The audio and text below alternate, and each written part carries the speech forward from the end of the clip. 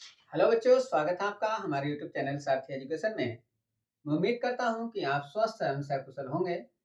मैं उपस्थित हूं क्लास 6 एनसीईआरटी हिंदी मीडियम के विषय गणित को लेकर, जिसका आज हम अध्याय 1 करने वाले हैं और अध्याय का नाम है अपनी संख्याओं की जानकारी। तो बच्चों, अध्याय शुरू करने से पहले हम अध्याय के विषय में समझ लेते हैं कि इसके अंतर्गत क्या-क्या टॉपिक्स हैं, क्या-क्या चीजें हैं। इस अध्याय के मुख्य टॉपिक्स मैंने बोर्ड पर लिख दिए हैं, जो इस प्रकार है। पहला टॉपिक है संख्या, संख्याओं की तुलना, स्थानीय मान, अल्पविराम लगाना, संख्यांक लिखना, संख्या का नाम लिखना, सन्निकट आकलन और रोमन अंक। आज हम इन सभी टॉपिक्स पर चर्चा करेंगे, क्योंकि इन्हीं टॉपिक्स के आधार पर इस अध्याय की प्रश्नावली जुड़ी है। यदि हम इन टॉपिक्स को सही से समझ लेते हैं तो हम इस अध्याय की प्रश्नावली को आसानी से कर पाएंगे। तो आइए शुरू करते हैं। हमारा पहला टॉपिक्स है संख्या। तो बच्चों, संख्या के विषय में आप पिछली कक्षाओं में पढ़ भी चुके हैं और समझ भी चुके हैं, लेकिन यहाँ पर मैं थोड़ी चर्चा करूंगा। तो बच्चों, संख्याएं एक या एक से अधिक अंकों से मिलकर बनाई जाती हैं या बनती हैं। कुछ संख्याएं एक अंक की होती हैं और कुछ संख्याएं एक से अधिक अंक की होती हैं। तो आइए शुरू करते हैं आज की ये क्लास। देखिए, यहाँ पर मैंने लिखा 9, यानी कि 9। तो ये क्या है? एक अंक की संख्या है, क्योंकि ये एक अंक से बनी है। अब यदि मैं यहाँ पर लिखूं 29, तो ये क्या है? ये 2 अंक की संख्या है।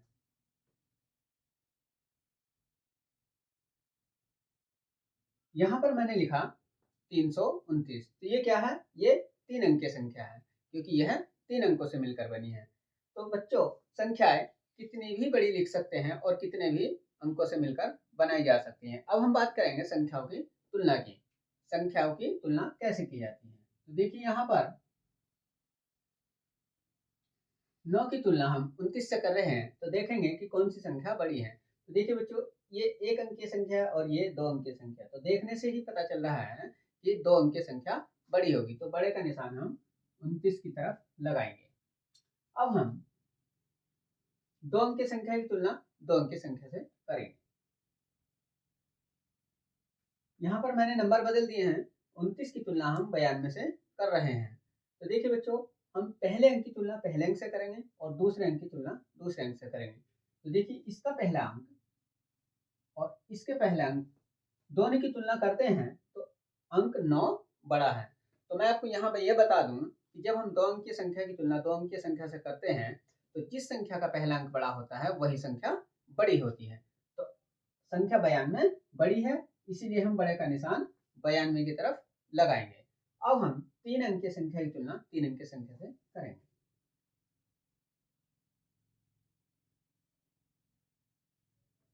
देखिए बच्चों, यहाँ पर लिखा है 329 और यहाँ पर लिखा है 429।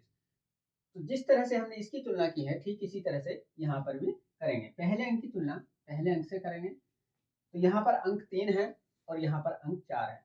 तो अंक 3 से अंक 4 बड़ा है।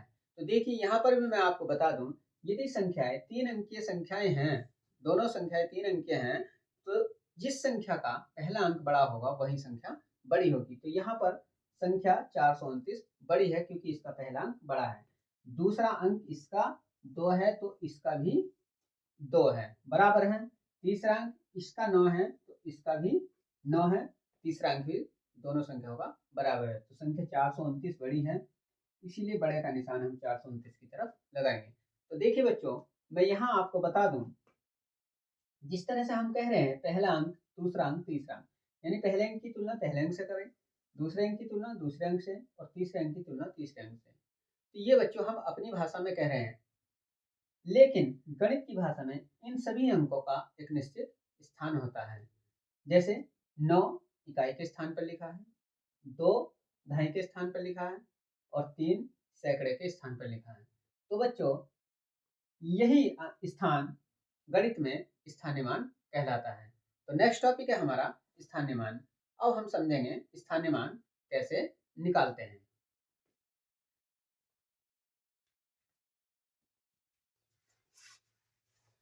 तो अब हम बात करेंगे बच्चों स्थानीय मान की। स्थानीय मान हम कैसे आसानी से निकाल सकते हैं, लेकिन स्थानीय मान निकालने से पहले मैं आपको बता दूं कि संख्याओं को हम और किस किस तरह से लिख सकते हैं, या संख्याओं को लिखने के कितनी पत्ती हैं, या उनको कैसे कैसे हम पढ़ सकते हैं। देखिए एक उदाहरण ले रहा हूं मैं। मान लीजिए ये यहाँ पर पंखा है, तो क्या पंखे को हम इसी तरह से लिख सकते हैं, या किसी और तरह से भी लिखा जा सकता है। देखिए इसको अंग्रेजी में फैन लिखा जाता है। तो है तो पंखा ही, लेकिन लिखने का तरीका अलग अलग है। ठीक इसी तरह से संख्याओं को लिखने और पढ़ने का अलग अलग तरीका होता है। जैसे मान लीजिए यहाँ पर मैं अंक 1 के आगे 5 जीरो लगाता हूँ, तो इसको क्या पढ़ा जाएगा? 1,00,000। इसको और क्या पढ़ा जा सकता है? इसको बच्चों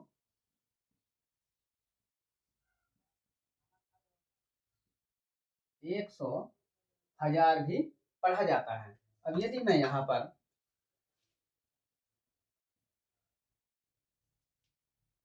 अंक 1 के आगे 6 जीरो लगा दूं, इसको हम क्या पढ़ेंगे?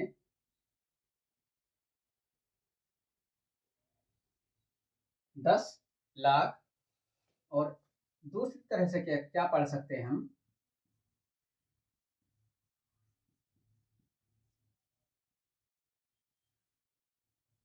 1,000,000। तो देखिए बच्चों, ये जो हम 100, 1000, 1,000,000 पढ़ रहे हैं, ये किसकी बात कर रहे हैं? ये है बच्चों अंतरराष्ट्रीय संख्या पत्ती। अंतरराष्ट्रीय संख्या पत्ती में हम संख्याओं को इस तरह से पढ़ते हैं और इस तरह से लिखा जाता है। और ये 1,00,000, 10,00,000 जो है ये किसमें है? ये है भारतीय संख्या पत्ती।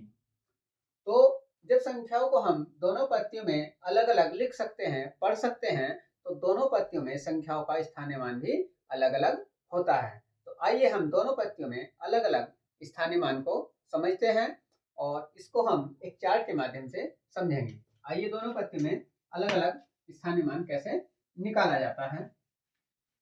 दोनों पत्ती के अनुसार स्थानीय मान चार्ट। अंतरराष्ट्रीय पत्ती के अनुसार स्थानीय मान चार्ट और भारतीय संख्या पत्ती के अनुसार स्थानीय मान चार्ट। अब हम दोनों पत्ती में अलग अलग स्थानीय मान निकालना सीखेंगे। देखिए यहाँ पर एक नंबर लिख रहा हूं मैं,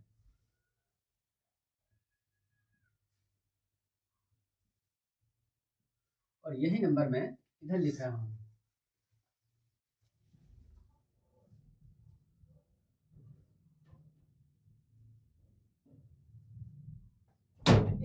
इस जो संख्या मैंने लिखी है, इसमें हम अंकों का स्थानीय मान निकालेंगे। देखिए यहाँ पर यदि हम 2 का स्थानीय मान निकालते हैं तो क्या करना है?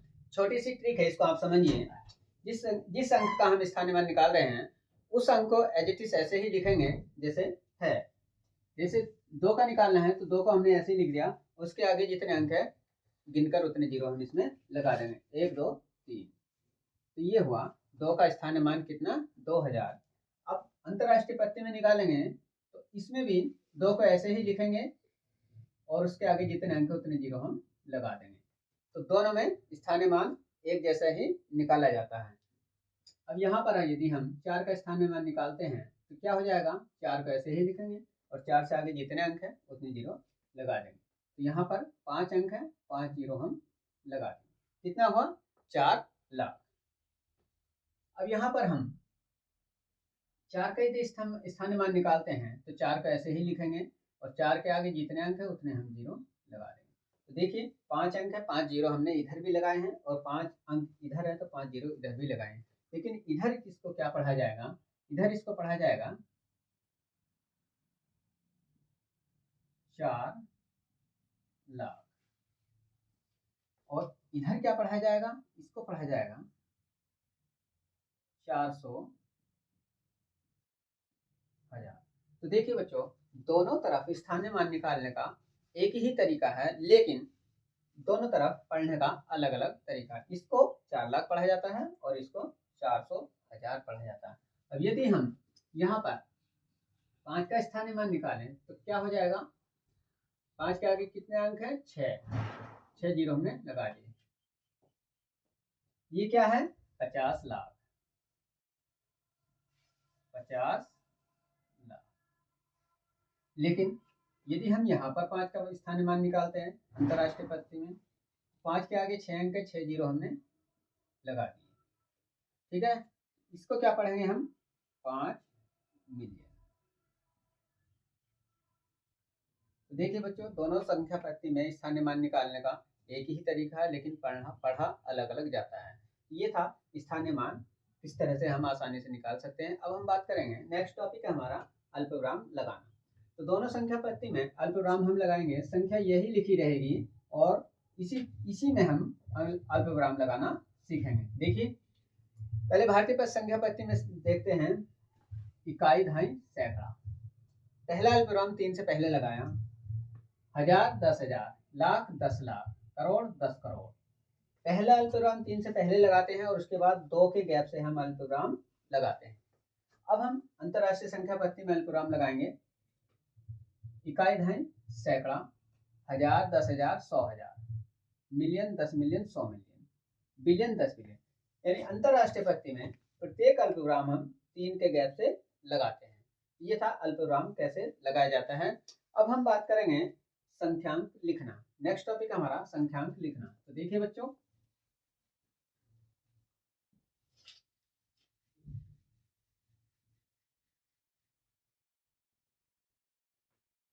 संख्यांक लिखना।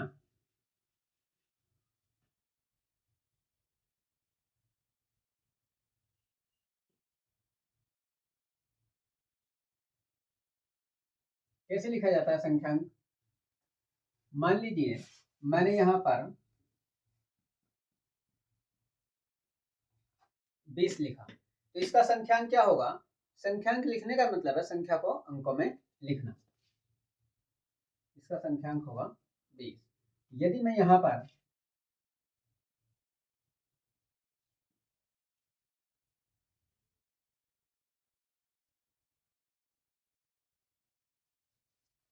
चार लाख लिखता हूं, तो इसका संख्यांक क्या होगा?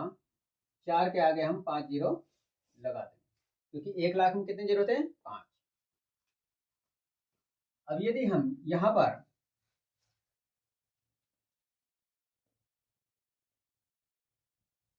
20 लिखते हैं, तो इसका संख्यांक क्या होगा? 20। ठीक इसकी तरह से यदि हम यहां पर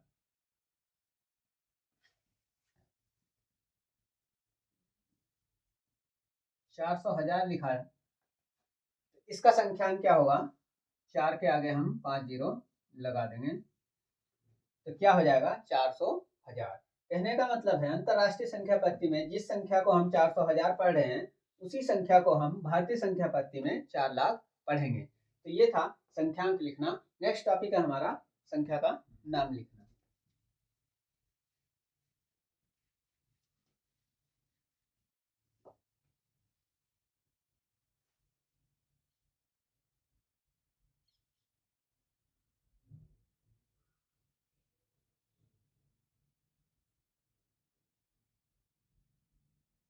संख्या का नाम कैसे लिखा जाता है बच्चों?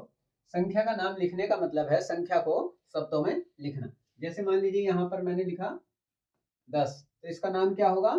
इसको शब्दों में लिख देंगे, यही इसका नाम होगा। यदि मैं यहाँ लिखूं 2000, तो इसका नाम क्या होगा? ये है संख्या नाम लिखना। ऐसे ही यहाँ पर यदि हम लिखते हैं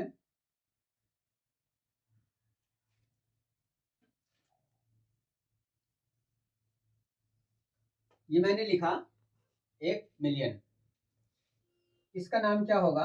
इसको शब्दों में लिखेंगे, यही इसका नाम होगा। ठीक है बच्चों, ये होता है संख्या नाम लिखना। अब हम इसके जो दो टॉपिक्स हैं, सन्निकट आकलन और रोमन अंक, इन दोनों टॉपिक्स को नेक्स्ट वीडियो में कवर करेंगे। आज हम यहीं पर समाप्त करते हैं। धन्यवाद।